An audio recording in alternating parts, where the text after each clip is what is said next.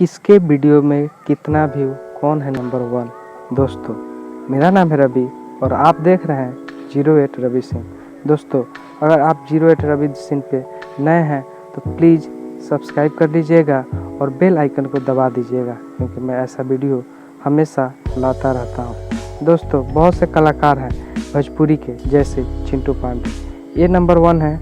या आपके बहुत ही बेहतरीन कलाकार जो लॉलीपॉप सॉन्ग से प्रख्यात हैं पवन सिंह, या आपके निरहुआ जो आज लीडर बन चुके हैं, इनका गाना फर्स्ट है।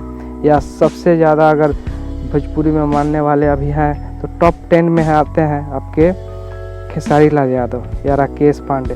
दोस्तों नंबर 5 पे आते हैं हमारे पवन सिंह, छलकता हमरो जवानी आए राजा। 302 मिलियन व्यू यूट्यूब पे है। दोस्तों बहुत ज़्यादा होता है एक भोजपुरी वीडियोस के लिए। और नंबर 4 पे आते हैं आपके खेसारी लाल यादव, जिनका गाना का बोल है मिलते मरद हमके भूल गई लोग।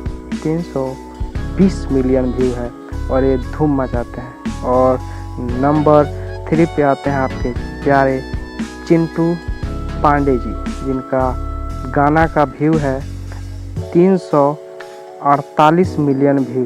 पांडे जी का बेटा है, ये तो वीडियो आपने देखा ही होगा। और फिर नंबर 2 पे आते हैं आपके चहेते बहुत ही उम्दा कलाकार पवन सिंह।